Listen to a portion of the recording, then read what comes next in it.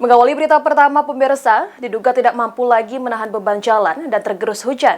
Sebuah plat duiker jembatan plat di atas saluran air yang melintasi jalan desa Muara Lawai yang merupakan jalan Kabupaten ambruk.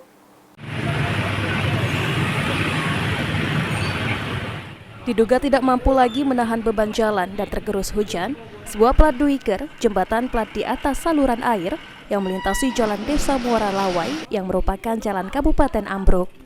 Kepala Desa Muara Lawai, Edi Wansari, mengungkapkan bahwa saluran air atau drainase sering terguyur hujan sehingga di sisi kiri dan kanannya amblas.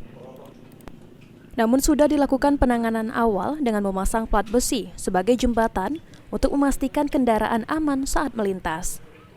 Jalan HTI ini sendiri sudah cukup tua. Sejak dibangun pada tahun 1991, memang belum pernah mendapatkan perbaikan. Namun perencanaan pembangunan jalan sudah dianggarkan pada tahun 2025.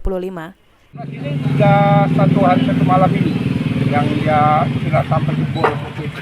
Penyebabnya? Terindikasi dia kerusakan juga hampir 3 atau 4 bulan yang lalu. Sebabnya ini oleh karena dia sudah dimakan usia.